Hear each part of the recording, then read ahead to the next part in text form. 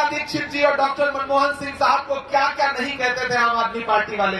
यही केजरीवाल साहब, यही मनीष सिसोदिया साहब जंतर मंतर और रामलीला मैदान में खड़े होकर के इस सदी के सबसे शरीफ प्रधानमंत्री डॉक्टर मनमोहन सिंह साहब के बारे में क्या क्या नहीं बोलते थे।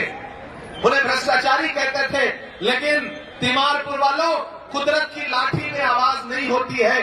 जब डॉक्टर मनमोहन सिंह साहब अभी कुछ दिन पहले इस दुनिया को छोड़ के गए, तो उससे पहले ही अरविंद केजरीवाल जी ने वो दिन देख लिया था कि एक सच्चे और अच्छे इंसान पर जब आप कोई झूठा लांछन, झूठा आरोप लगाते हैं तो उसका बदला ऊपर वाला लेता है।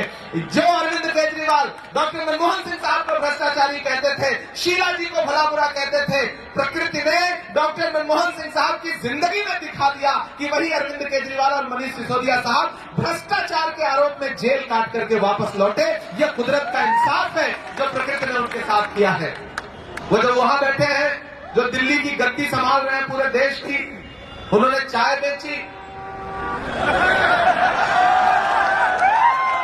और फिर ये जो छोटे वाले हैं उनके छोटे रिचार्ज, इन्होंने फिर कंपटीशन में शराब बेची। दोनों के बीच में कंपटीशन चल रहा है, एक ने चाय बेची, दूसरे ने शराब बेची।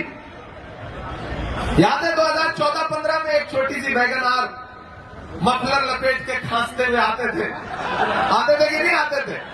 जब देखिए किसी न किसी पोल पे चढ़ जाते थे, वो पोल पे चढ़ते थे और आपको चने के झाड़ पे चढ़ा देते थे।